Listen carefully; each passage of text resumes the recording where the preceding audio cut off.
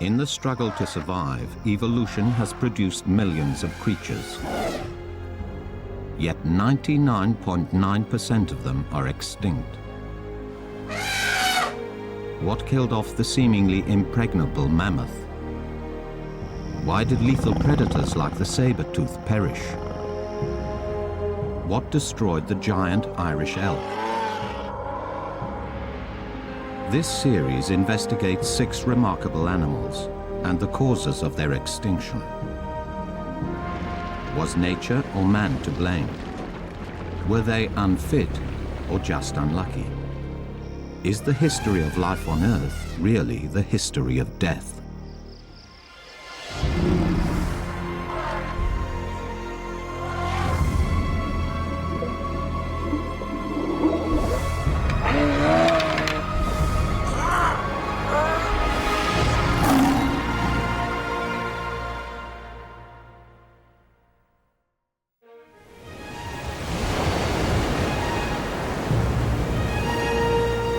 In September 1598, the crew of the Dutch East Indiaman, the Amsterdam, was saved from certain death.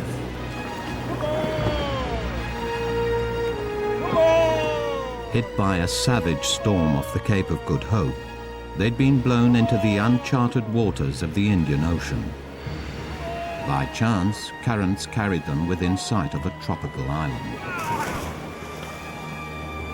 The men were half-starved, and the island promised food.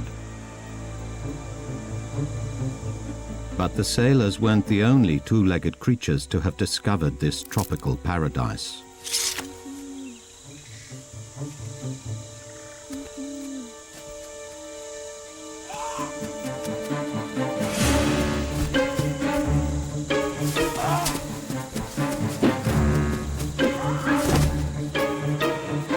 The Dutch encountered an extraordinary creature. They called it Dodassen, the fat ass. Within 80 years, it would be gone forever. We knew less about it than we did about the dinosaurs. Until now.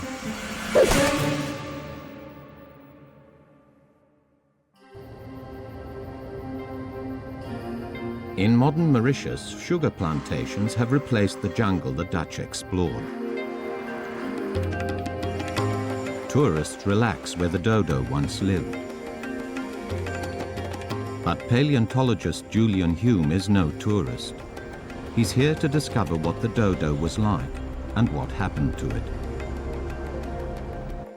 The problem is, despite its fame, there is very scant evidence. Only a handful of rough sketches of living dodos were made. They were copied, often badly, and incorporated into fanciful paintings, creating the enduring myth of a hapless bird. In Dutch art, the dodo is portrayed as a fat, clumsy, absurd species, the butt of jokes. It often appeared in fantastical landscapes, such as this one of Orpheus taming animals with his lute. It had become a mythical species on par with the griffin and phoenix, and that's partly why it became an icon of extinction. The dodo seemed so bizarre and comical that by the 18th century, some scientists doubted it had ever existed at all. When Lewis Carroll caricatured the dodo in Alice in Wonderland, the bird finally ended up more surreal than real. But ironically, around the same time, evidence was unearthed that proved it had existed. Dug up in 1865, these are the only complete dodo skeletons in the world. With them, Julian can separate fact from fiction and reconstruct what the dodo was really like.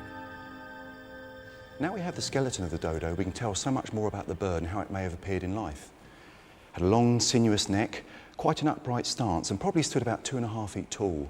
This is very different from the picture that's come down to us from the early drawings. In popular imagination, the dodo is an inept, harmless creature. But the skull tells a different story. The most incredible feature about the dodo was this extraordinarily large head and bill.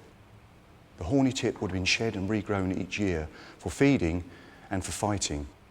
This would have made this bird very fierce indeed.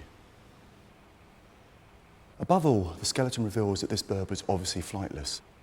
Had small withered wings, roughly the size of chickens. And to support this huge bulk, it needed strong, robust, sturdy legs. Yet one myth dies hard. The Dutch nickname Dodassen, fat ass, seems to have been justified. Because dodos were flightless, they wouldn't have had breast muscles, the important power batteries for flight. So the actual chest would have been quite narrow, and all the weight would have hung underneath, concentrated on the bottom. But the skeletons tell us nothing about how the bird lived, what it ate, and why ultimately it died out.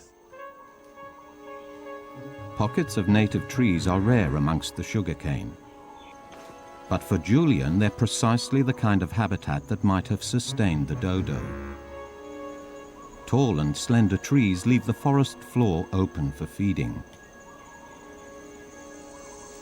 This Mauritius dry forest was the dodo's world. It's where it fought, fed and bred. It was dominated by these wonderful trees such as ebony, and also by a unique palm flora.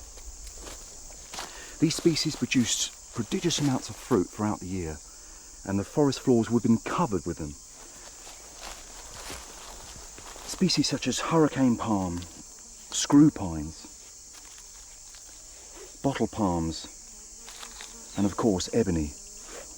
This has almost certainly been the mainstay of the dodo's diet, and armed with that huge bill, it would have swallowed any of these whole. You going to mug me? Am I going to mug you? Is that gorgeous or what, eh? And I believe I can run a decent marathon. Thank you very much. Download Veely now.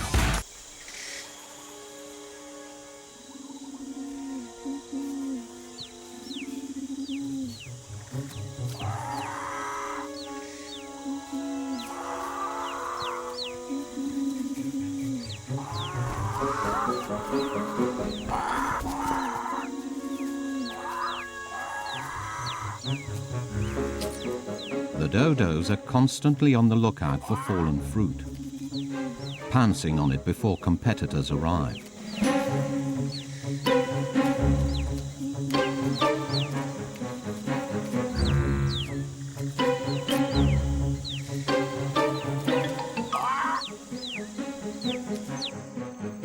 But the dodo may have hunted for other tasty morsels. Mauritius is a volcanic island and typically has acidic soil. These soils can often lack essential elements such as calcium. During the breeding season, dodos would have required extra amounts of calcium for the production of eggshell, and in order to supplement their diet, I think they would have needed much more than fruit. Snail shells would have provided a readily available calcium source in the ebony forest.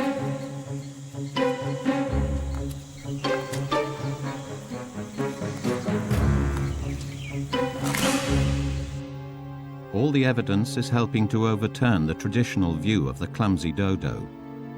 But this is only the start. Until this year, no one was even sure what kind of bird it was.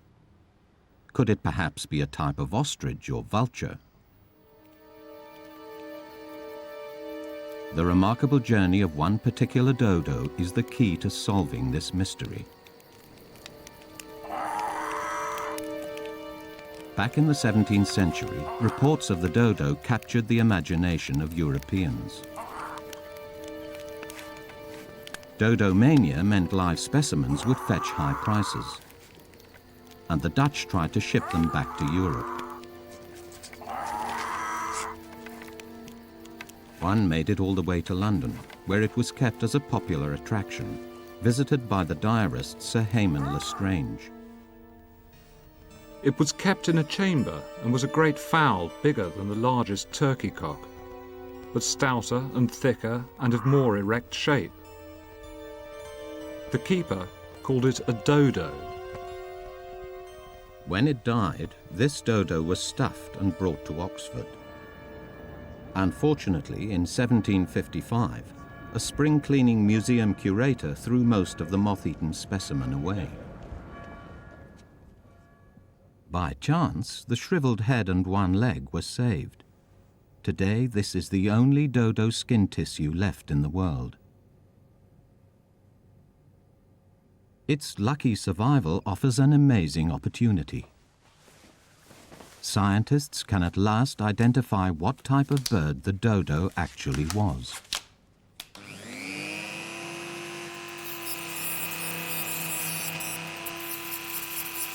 Dr. Beth Shapiro is extracting DNA from the lower leg of the Oxford bird.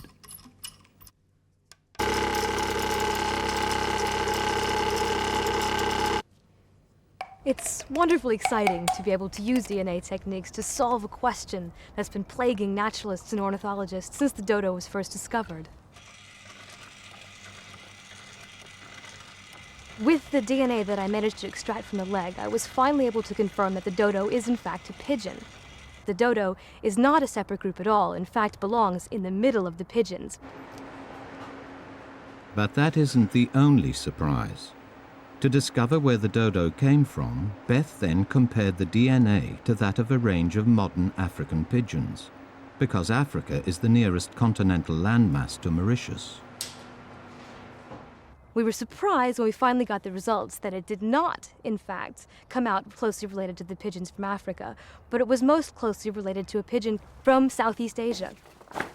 The dodo's ancestor must have traveled 4,000 miles across the vast Indian Ocean to get to Mauritius. It's likely that the common ancestor of the dodo was probably from this area in Southeast Asia, because the majority of the pigeons that are in that group have ranges in this area at the moment. That ancestor probably made his way up here down the coast of India here and through this range of sea stacks and volcanic islands, ridges all the way down here to Mauritius Island. When the dodo's ancestor reached Mauritius, as much as 10 million years ago, it found pigeon paradise. It had no predators, and no longer needing to fly, it evolved into a large ground-dwelling bird. Knowing it was a pigeon provides Julian Hume with a much clearer picture of how the dodo may have behaved. During breeding season, they would have been very aggressive towards each other. We believe that they had territories, and the males would have defended these territories in order to attract mates and have enough food for the young. Like other pigeons, males gather up nesting materials within their territory. They'll defend it noisily from all comers. When two superior males who possibly were fighting over the best territory fought each other, it would have been an amazing sight. There would have been bill tapping, squawking, and eventually that huge bill tip would have been used as a weapon.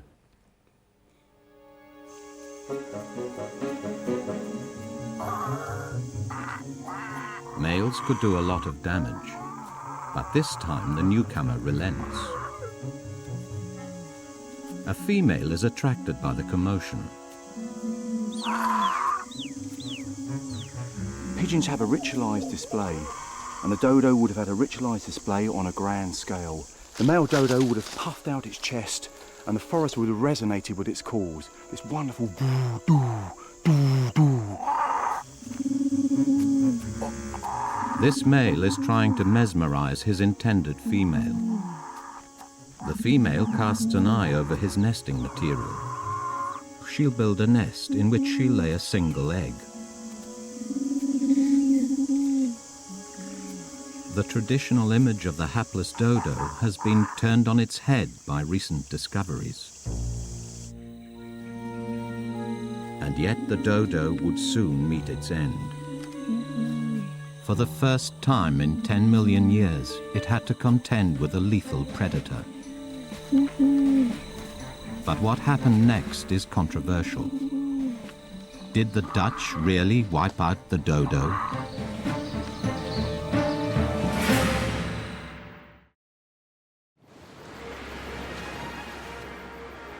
In 1662, 64 years after the Dutch discovery of the island, a German called Volker Iversen was shipwrecked on Mauritius.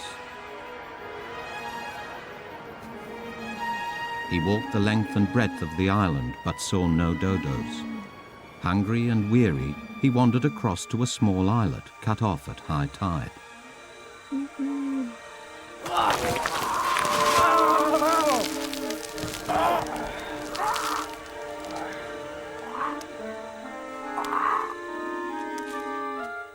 This was the last dodo colony that humans ever saw. By the 1670s, within 80 years of its discovery, the dodo had undergone a devastating extinction. But why? The traditional explanation, based on misleading early artwork, was that the dodo was simply inept, fat and easy to kill, an inadequate species. The Dutch only sent it to its inevitable doom. However, the latest scientific evidence reveals the dodo in a new light. It was not the clumsy bird of legend. It was a pigeon that had evolved over some 10 million years into a powerful, ground-dwelling creature. So what was the Dutch invaders' real relationship with the dodo? Did they hunt it to extinction? New archaeological evidence is throwing up more surprises. In 1638, the Dutch established a colony on Mauritius as a staging post on the spice route to the Far East. They called their compound Fort Hendrik. Around 100 Dutch colonists logged ebony and maintained the small harbour regularly battered by cyclones. You can compare it to a spaceship arriving from another planet on a completely unknown planet and bringing everything with them. Dutch archaeologist Peter Fleurer is now excavating a rubbish dump under the old kitchens to find out how the early colonists fed themselves. I was expecting to find thousands of dodo bones. Maybe a little bit naive, but on the other hand, because we didn't find any dodo bones over here, and still after 4 years of excavation, we haven't found any dodo bones over here. You have to find an explanation for that. Could written accounts provide answers? Ship's logs tell us that the crew of the Amsterdam managed to kill a clutch of dodos in the 2 days following their discovery of Mauritius. The sailors were half-starved after 3 weeks drifting across the Indian Ocean. But even so, the dodo didn't go down at all well. It was so tough, we could not cook it properly, but had to eat it half done. Through its oiliness, it cannot chew but quickly cloy and nauseate the stomach. Examining the skeleton, paleontologist Julian Hume sees why roast dodo would have been an unpalatable dish. The classic bird part that you eat is obviously the breast, but the dodo had no breast meat. So all of the meat and the fat would have collected on the rump. But this would have made it rather greasy and oily because there was no actual muscle. The legs would have been very muscular, but as the birds aged, they became very sinuous. And so you can understand why these early Dutch sailors did not like to eat them. Not only did the dodo make a poor meal, it could be awkward prey. Ship's logs describe tussles between sailors and aggressive dodos. They stressed the bird could defend itself. They are superb and proud, very jaunty and audacious of gait.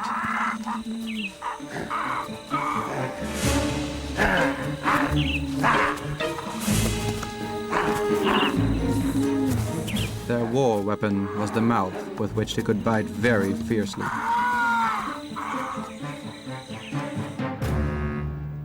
So the case against the Dutch as perpetrators of extinction is looking suspect. If the Dutch didn't prize dodo as food, what else could explain the dodo's disappearance? There's a vital clue in the account of the shipwrecked Volker Iversen. When he stumbled across the last dodos, it was on an islet to the east of the main island. It could only be reached at low tide by wading through the shallows. This means that someone or something had driven the dodo off the mainland to this islet. Evidence emerging back at Fort Hendrik suggests what that may be. Peter Fleurer may not be finding dodo remains, but he is frequently digging up other non-native animal bones. We find so many bones, tens of thousands of bones of non-indigenous species. The Dutch introduced all kinds of animals and plants they thought were useful for new ships coming in, like goats, like pigs. You can imagine that it must have brought quite some harm to the island, the introduction of all these strange animals. Some of them broke loose, raised their young in the wild. The forests were being invaded by these animal escapees. The dodo had to cope with new competitors, and in one important way, it was peculiarly vulnerable.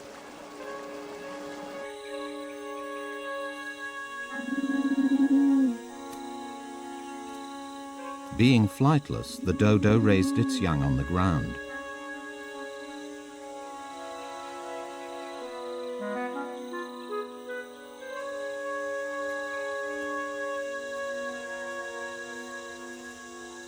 Julian believes the dodo was a victim of its own evolutionary success. Dodos evolved in isolation for millions of years.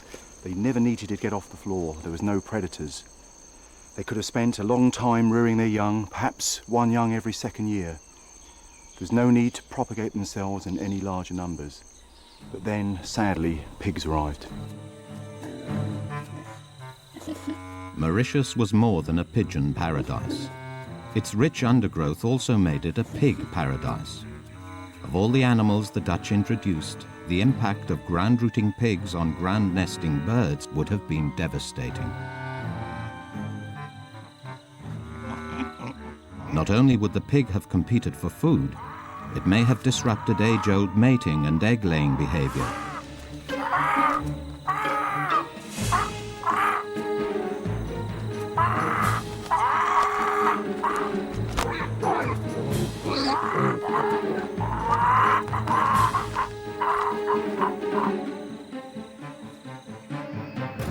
Here at last is a powerful explanation for the catastrophic disappearance of the dodo. Pigs would have ravaged the species on the mainland. Unable to rear young on the ground, the aging dodo population was driven to the coast and confined to islets such as the one Volker Iversen stumbled upon in 1662. Isolated and aging, the last dodos faced oblivion.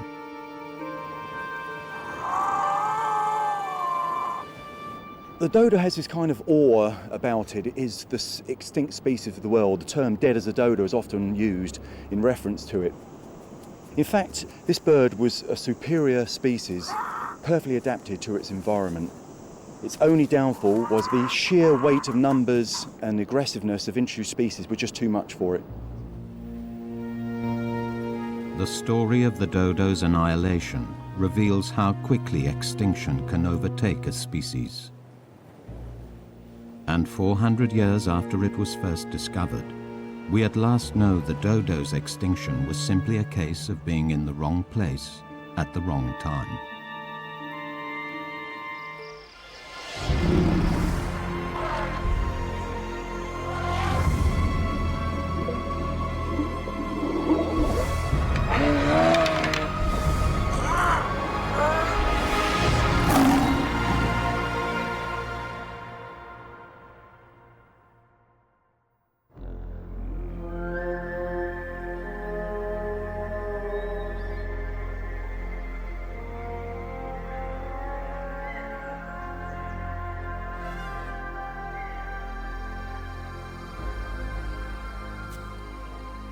This fertile wooded valley is a land of giants. In it, one creature rules above all others, a highly evolved killer. For 1 million years, this top predator has lived unchallenged. It is Smilodon fatalis, the saber-tooth.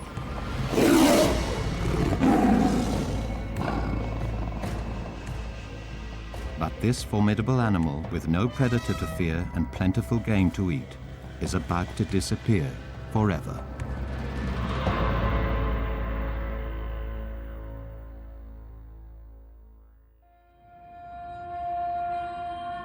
11,000 years later, a city of freeways and skyscrapers has arisen from the valley.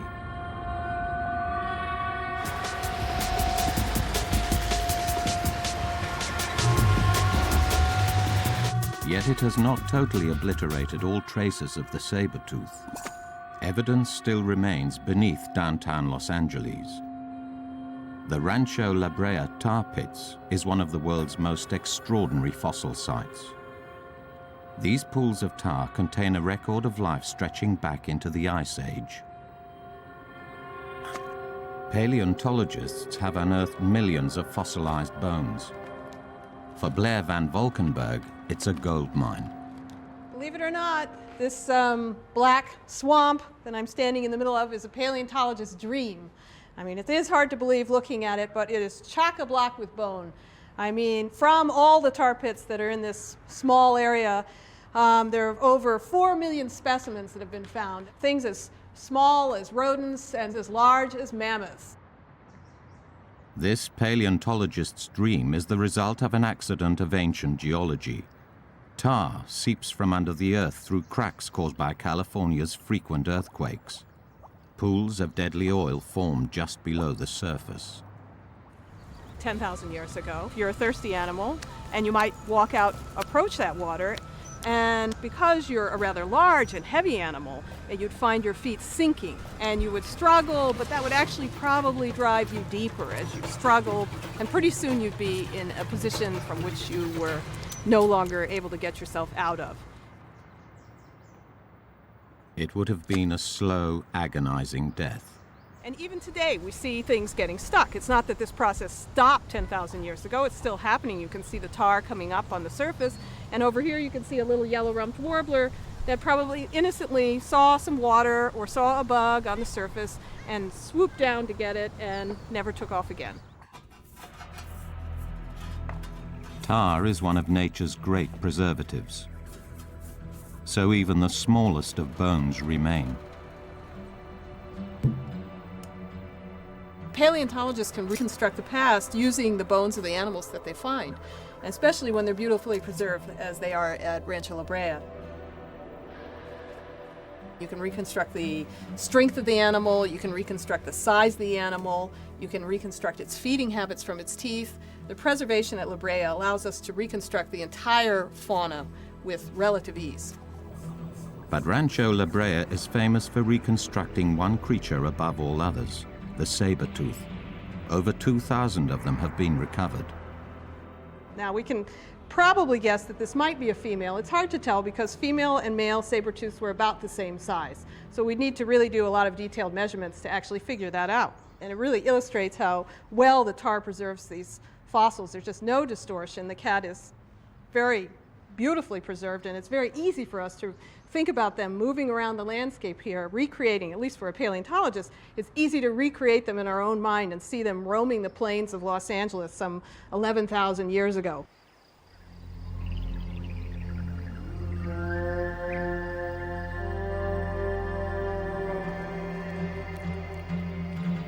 This female saber-tooth is 9 years old. She's very similar to a male cat, up to 1 meter high at the shoulder and the weight of 4 men. She's tracking her prey, searching for the scent left by large game like bison or horses.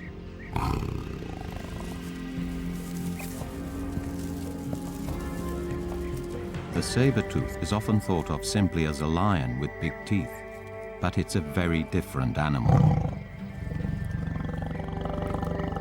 She's twice as heavy as a modern lion, built more like a bear with stocky muscular shoulders, shortened hind legs and a stunted tail, all designed to deliver power to her killer canines.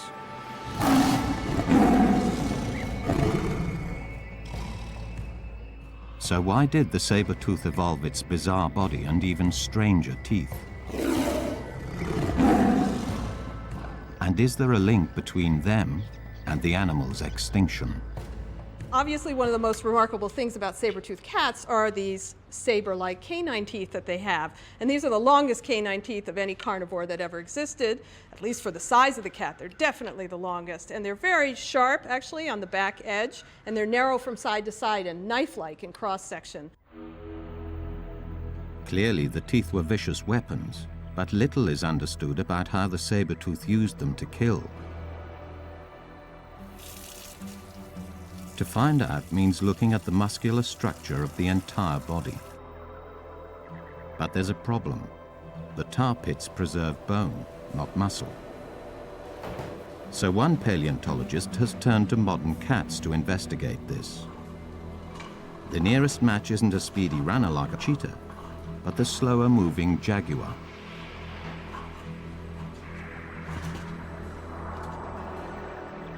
This zoo animal died of natural causes.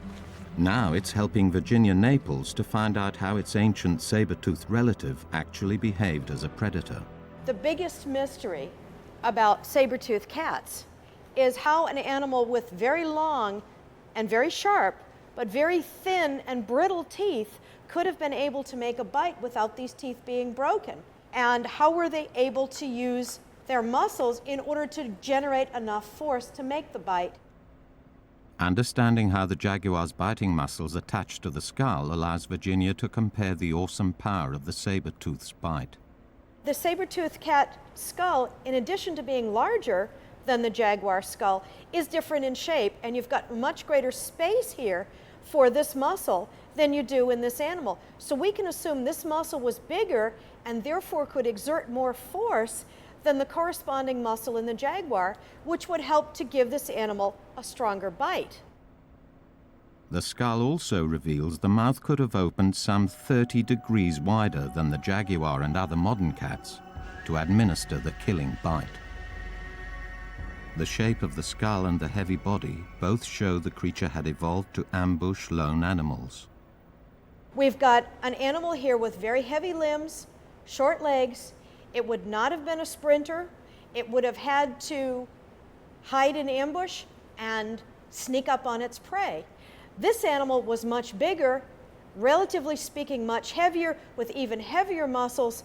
If this animal could not run particularly fast, this animal would have been even more dependent upon hiding from its prey and then pouncing on it at the last minute.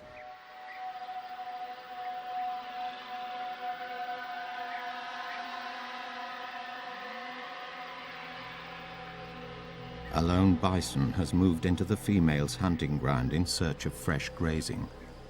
Without the protection of a herd, it's exposed to a terrible risk. The female saber-tooth is hungry, and she has 2 new cubs to feed.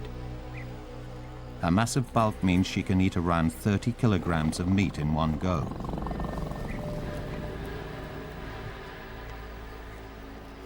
As a slow runner, good cover is vital to the success of her ambush.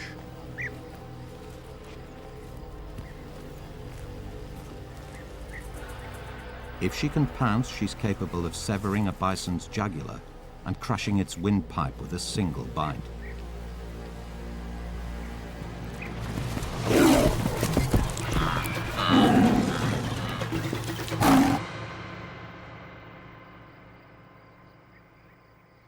Yet even for a predator as deadly as the saber-tooth, ambush hunting is a high-risk strategy.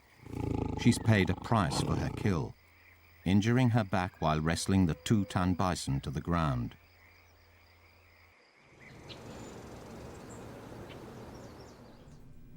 Proof that hunting could take a heavy toll on saber-tooths comes from the bones found at Brea. Paleopathologist Chris Shaw finds hundreds of similar injuries on saber-tooth bones, many of which he thinks were caused by bringing down large prey. Being a large vicious carnivore is an awfully risky business, no matter where you are in the world. We have this very nice example of a pelvis of a saber-toothed cat. This side is normally developed, looks and shape is very normal. On the other side, however, we have a very traumatic injury. What happened here was that the thigh bone itself had dislocated from the joint, and there was complete destruction of cartilage, which affected this area by bacteria getting in here and causing a massive infection. Over 5,000 mangled saber-tooth bones have been found at Brea.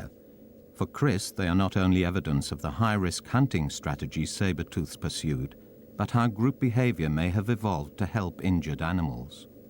The incredible thing is that these crippling injuries did not kill these animals. What killed these animals was the La Brea tar pits, getting entrapped in the La Brea tar pits. To me, these injuries indicate that these animals were social animals, and being part of a social group affords these really seriously injured individuals the opportunity to feed at group kills and also to be protected by the rest of the group.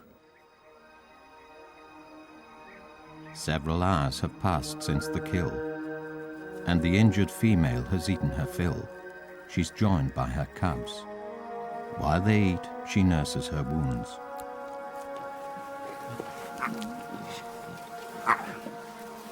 A male comes along. He's her 2-year-old son. She tolerates his presence. In fact, this social behavior helps defend the kill from scavengers, until they've all eaten their fill. The saber-tooth thrived as long as there was prey and adequate cover from which to attack it. But while life seems abundant, this saber-tooth family are already facing a threat that will prove decisive. Around them, their valley home is changing, and their reign as the top predator is about to end forever.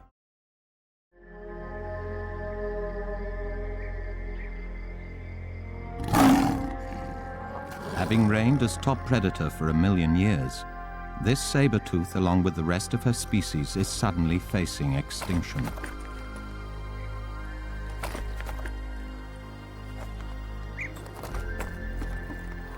The fossil record at the La Brea tar pits reveals that a catastrophe overwhelmed many species.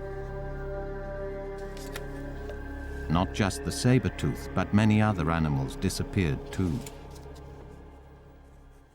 About 11,000 years ago, something strange happened, and we find no more of these saber-tooths anymore in this tar pit or anywhere else in North America. And lost alongside them are the dire wolves and the mastodons, the mammoths, the camels, the horses, all the things they preyed upon.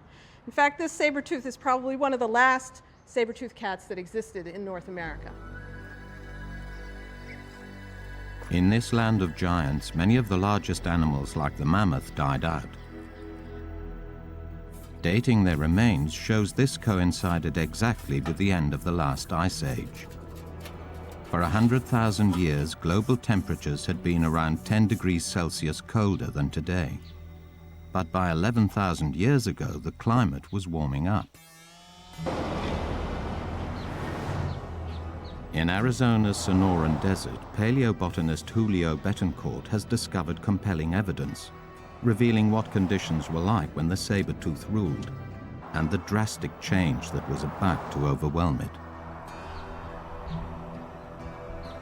Today, the Sonoran Desert is very dry, but Julio's discovery reveals that it wasn't always like this.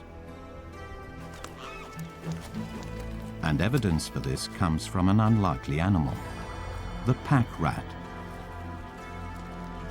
This seemingly unremarkable rodent reveals a major environmental change was unfolding at the same time as the saber-tooth disappeared. All because of how its ancestors built their nests 12,000 years ago. Well, here's what all the excitement is about.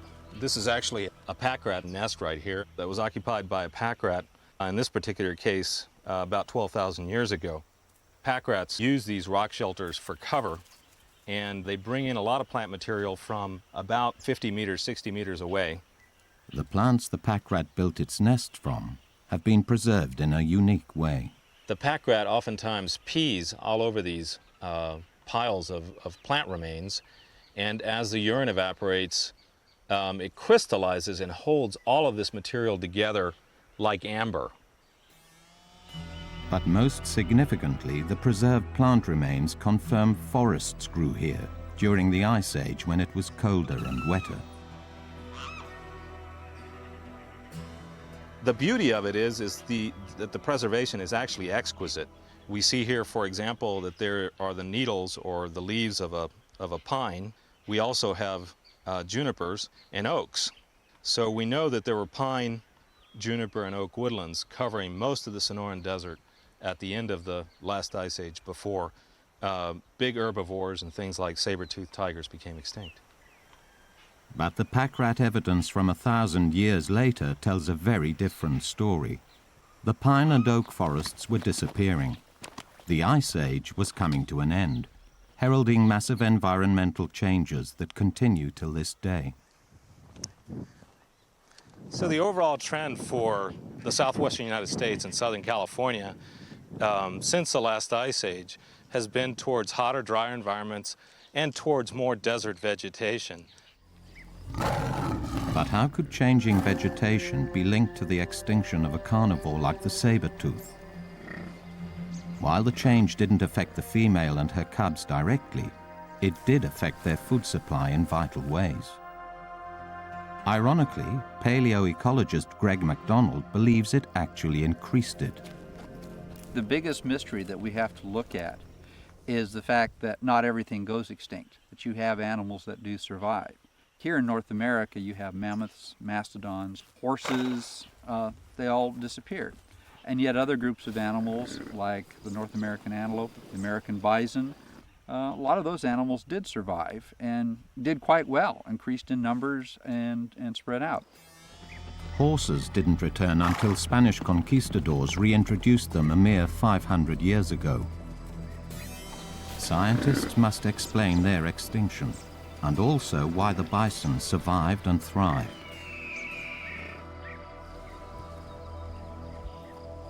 To solve this puzzle, Greg must investigate how different animals coped with the changing vegetation. This is not a job for the squeamish.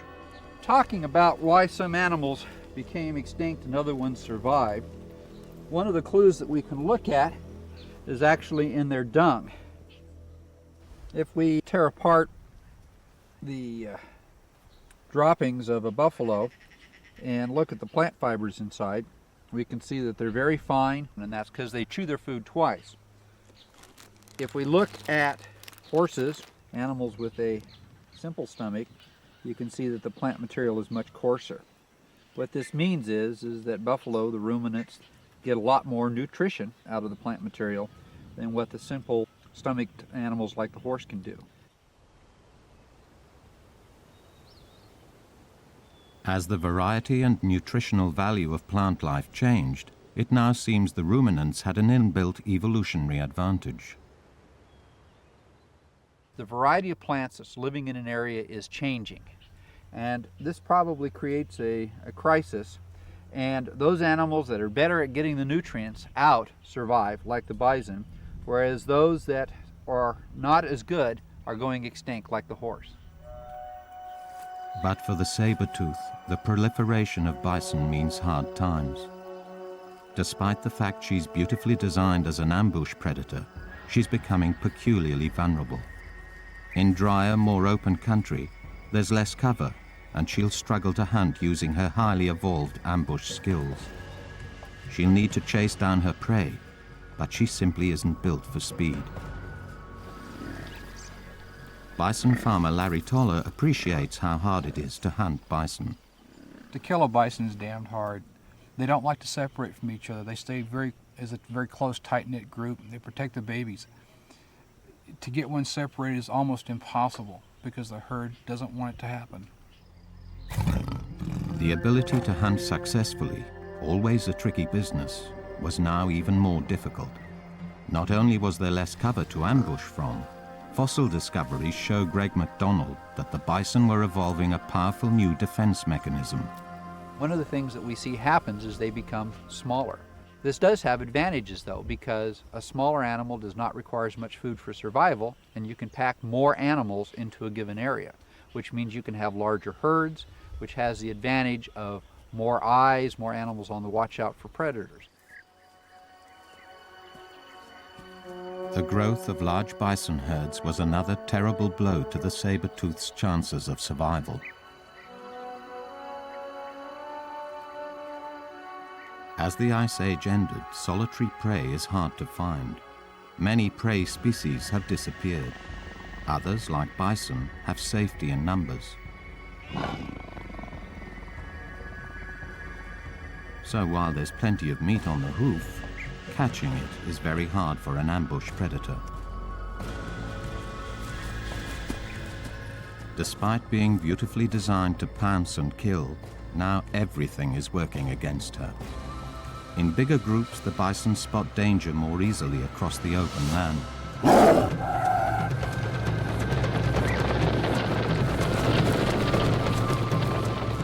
They've seen her coming and can easily outrun her.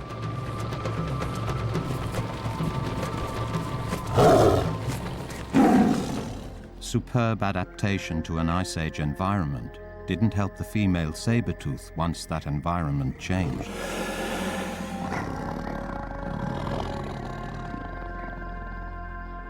In a different world, the predator at the top of the food chain is even more vulnerable to annihilation.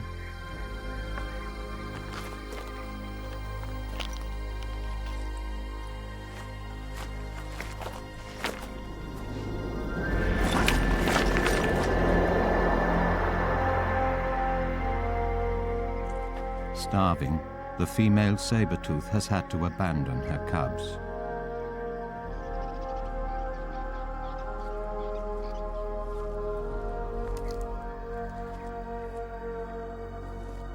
She'll never reproduce again. Forced to survive on carrion, the smell of rotting flesh lures her to the deadly tar pit. Hunger overpowers her sense of caution and drives her to the edge of the black abyss.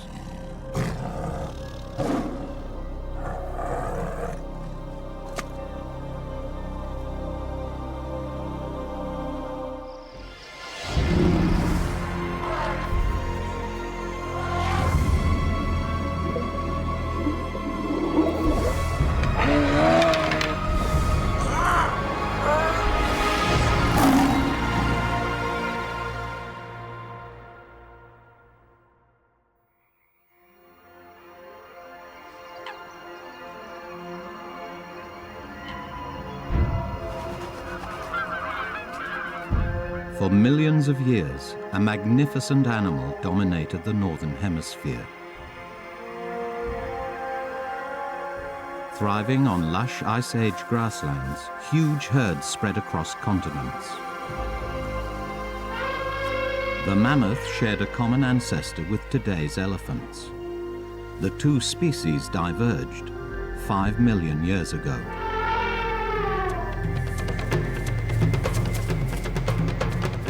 But while the elephant has survived, this creature succumbed to extinction. What killed off the mammoth? Nature? Man the hunter? Or something even more destructive?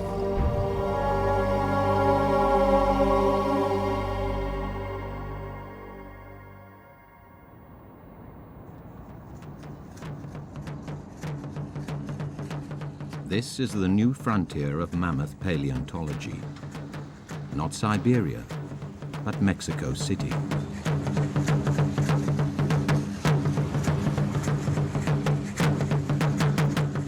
Here, discoveries are challenging the two heavyweight theories, climate change and human hunting, that have long been invoked in the passionate debate on the demise of the mammoth. I can imagine mammoths as very noble animals, and to me, to imagine this completely different landscape only 11,000 years ago is quite amazing. I want to find out more, and I want to find out why they died. Geologist Sylvia Gonzalez lives in Liverpool, but is Mexican by birth. She's returned to Mexico City to study one of the most revealing mammoth graves in the world. This dusty suburb called Toquila seems an unlikely setting for an important archaeological investigation. But in 1996, workmen laying foundations for a new cantina hit something buried 15 feet underground.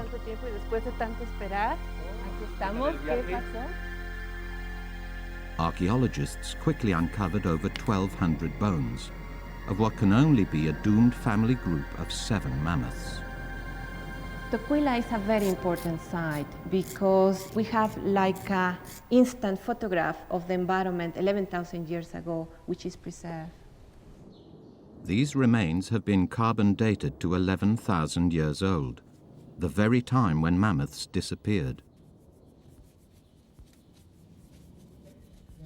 So studying this site is vital to discover if climate change or human hunting wiped out the mammoth. Mammoths are usually associated with the deep freeze of the Siberian steppes.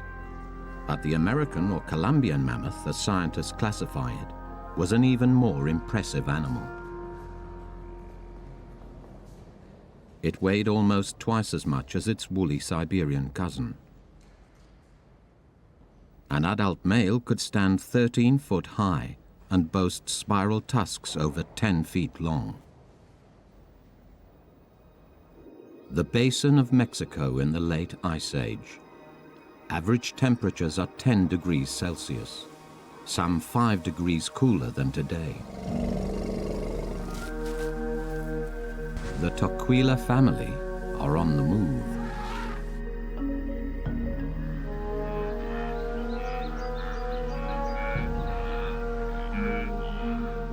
They have the characteristic sloping back and domed head of their species, but their hairy coat has thinned out to adapt to the relative heat of the Americas. Like elephants today, our family migrates hundreds of miles every year to seek out the best places for grazing. They live for up to 70 years and spend 2/3 of every day feeding on grass to sustain their 10-ton bulk. Here at Toquila, the scattered bone bed confirms that Colombian mammoths lived in small family herds. There are the bones of an infant, and this 50-year-old female is believed to be the matriarch who led the group. We know that elephants living today are very social animals, and we can extrapolate that information, imagine that these mammoths were very sociable as well. And in fact, the evidence from Toquila is telling us that because we have the social structure of the herd preserved there. Adult mammoths were impregnable tanks of the plains, but their young took up to 15 years to reach full size and were vulnerable to the Ice Age's most powerful predators.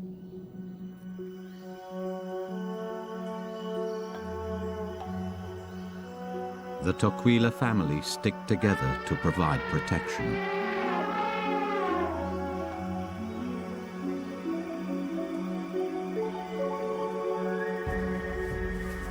But danger is never far away.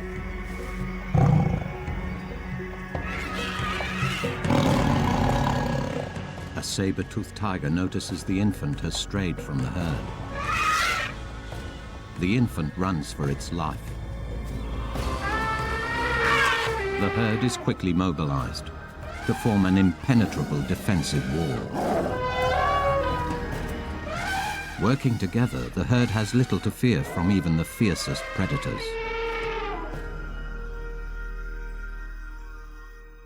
Yet catastrophe did catch up with this family.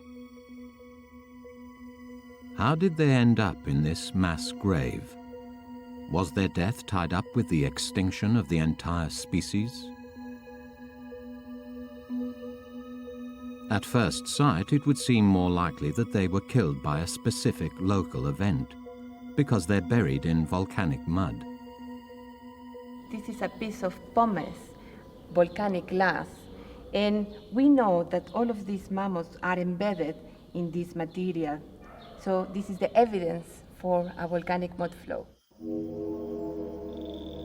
Soil deposits reveal that Popocatépetl volcano, only 12 miles from Toquila, was active 11,000 years ago. Were the mammoths killed by a volcanic eruption? The chaotic nature of the bone bed makes Sylvia skeptical. The main reason to believe that they were not killed by the volcano and the subsequent mud flow is because if that was the case when the animals were alive, you should find the whole complete animal. And in the side, we only have bits and pieces of the body. This must mean the Tukwila mammoths were dead already, their carcasses decaying and easily shattered when the volcano hit them. So the question remains, what killed them in the first place?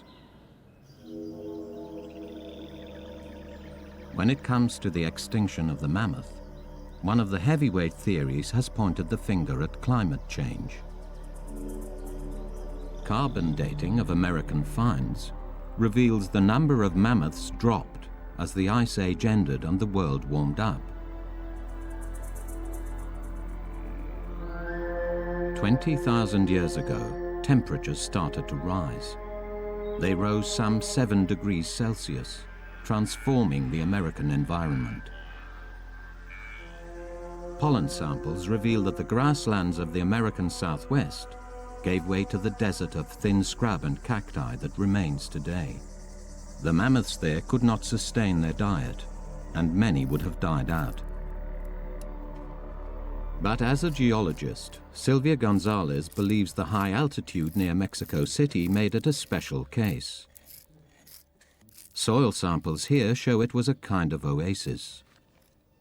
The basin of Mexico 11,000 years ago was the perfect habitat for these animals. It was a very lush and rich landscape, plenty of grass for them to eat, and was a kind of mammoth Shangri-La. Climate change couldn't have killed every mammoth. It certainly doesn't solve the particular mystery of Tukwila. Scientists have been forced to consider another possibility. No one knows precisely when people first colonized the Americas, but by 12,000 years ago, archaeological sites prove they had spread all the way from Arctic Canada to the tip of South America.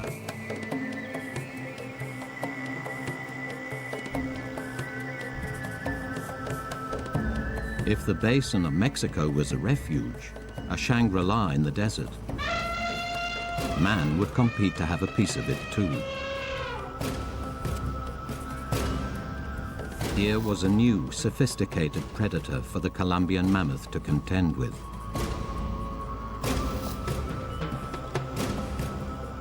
Did man destroy the mammoths at Tukwila?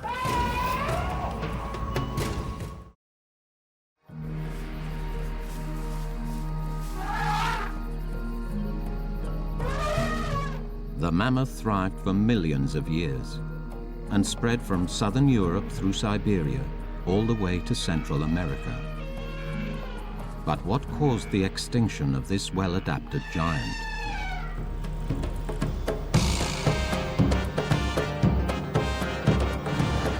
Today, it's in Mexico that cutting-edge research is uncovering new clues that shed more light on the traditional theories about what killed the mammoth. In this mammoth graveyard, paleontologists are finding evidence of man's presence. This is one of the bones that potentially are showing the interaction between humans and mammoths. Over here you can see this sharp edge, and it's possible that humans were breaking the bone to make use of this kind of resource.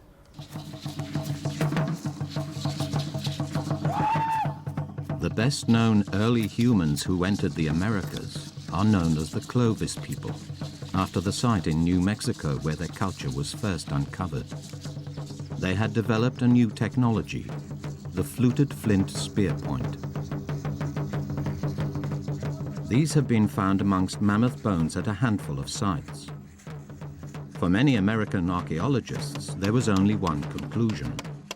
Clovis man hunted the mammoth to extinction across the entire continent.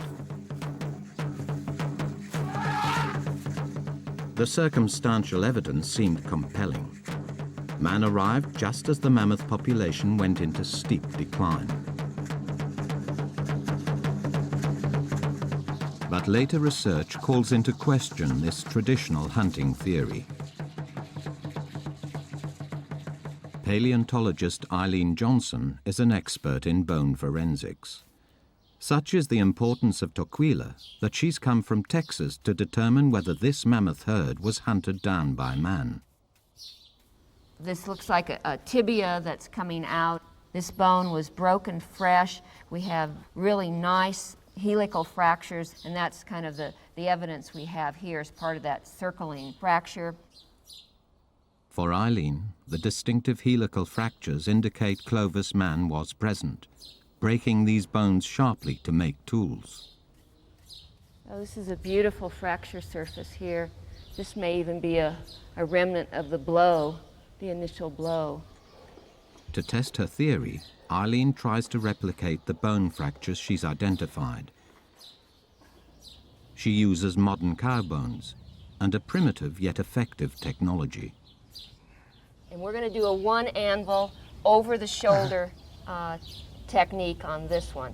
So you need to hold the femur here so it's steady.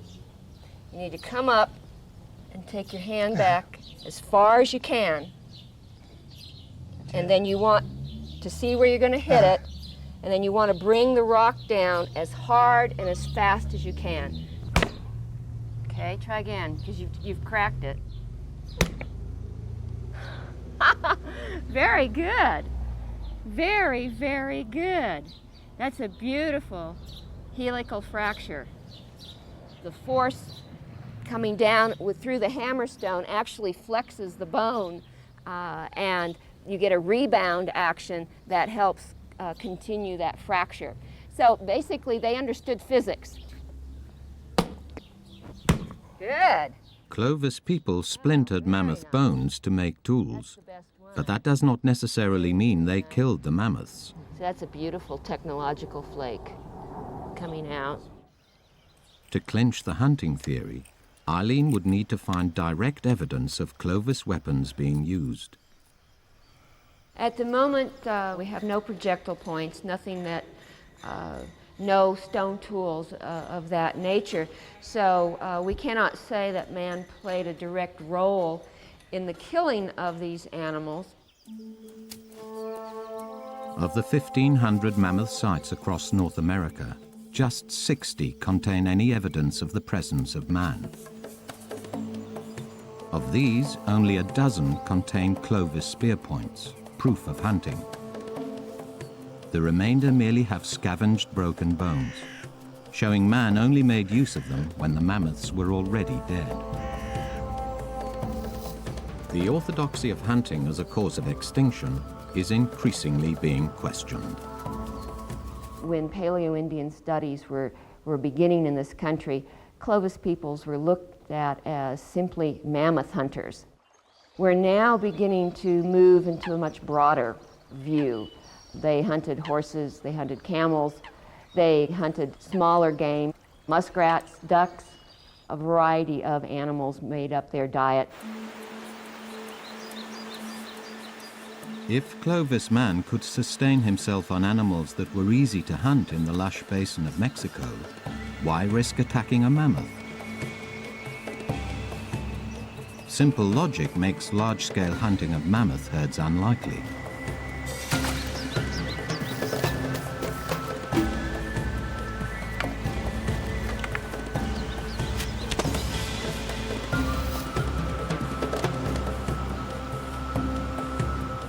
The evidence suggests we should rethink the relationship between man and mammoth.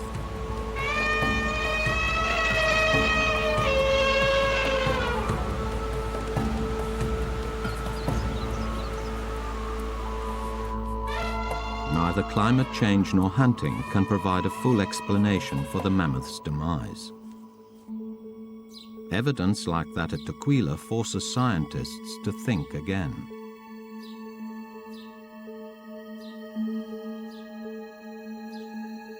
Amongst the bones, there may be one new lead. This set of lower molars is unusual.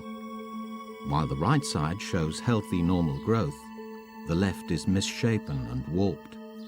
When you examine the molars, they look deformed, and in other sides as well, not only Tukwila, shows us that there are some malformations of the spine, again, malformations of the molars. So there is evidence that they were under stress, and we need to find out what exactly is this stress.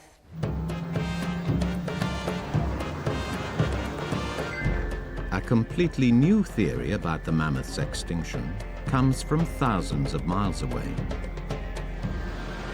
and from a different branch of science. Previously, there were two ideas as to what caused the extinction of mammoths, either climate change or hunting by humans. And now there's a new idea, one that blames humans but in a less direct, more subtle way. Peter Datchak is not a paleontologist, but a New York-based virologist. His research has brought world attention to bear on a disease so virulent it crosses species barriers and is currently rendering entire populations of frogs extinct. He now believes disease may also have wiped out the mammoths. If we think about the diseases that we worry about as humans, diseases like flu, these are really diseases of other animals. These are chicken viruses mixing with pig viruses and then infecting humans. AIDS originally, if we believe the current research, came from chimps in Africa. It's very easy for these viruses to jump from one host to another and then expand their range. Virologists used to believe that a virus would not kill off its host. But Peter has shown that when a disease jumps the species barrier, the result can be more devastating than ever imagined. As a disease moves into a population that's never experienced it before, either recently or in history, it has no immune response to this pathogen and it can be wiped out very quickly. And this may well be the scenario that allowed a pathogen to wipe out populations of mammoths in North America. This theory, known as hyperdisease, may help explain the signs of stress evident amongst the Tukwila bones. It also fits with the timing of man's arrival and the decline of the mammoths.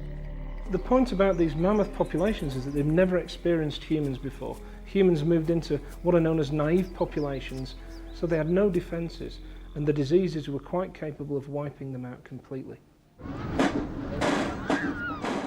Back in Mexico, the idea of disease wiping out a population has a special poignancy.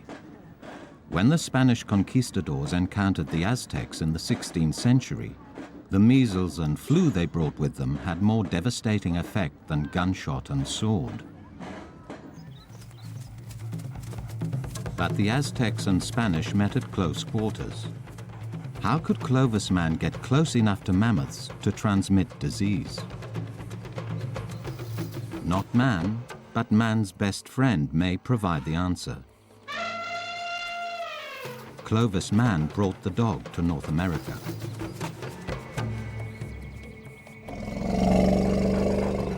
Dogs could carry rabies and distemper that are known to cross species barriers. As we introduce species like domestic dogs, we also introduce the viruses and the pathogens that these dogs carry.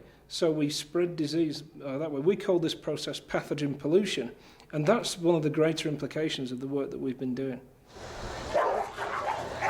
Dogs also transmit disease through fleas.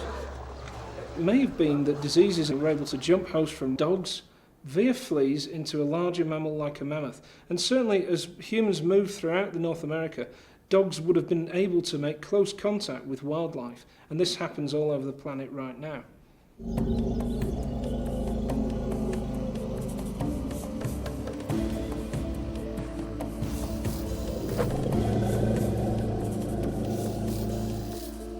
Hyperdisease is a compelling new theory, and virologists are extracting DNA from mammoth bones, looking for sequences that indicate they encountered anthrax, distemper, or herpes.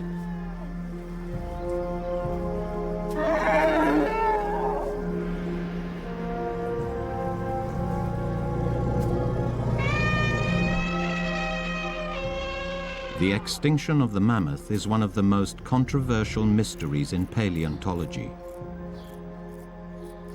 Climate change and man cannot fully explain it. Now it is time to consider the role of disease in prehistory. In the age of AIDS and Ebola, the bones of Toquila may be a timely reminder that we must take disease seriously as a possible cause of extinction for any species. We now know for sure that diseases are capable of wiping out species, and that's a very significant step forward. We really need to use that information to look at how other species became extinct.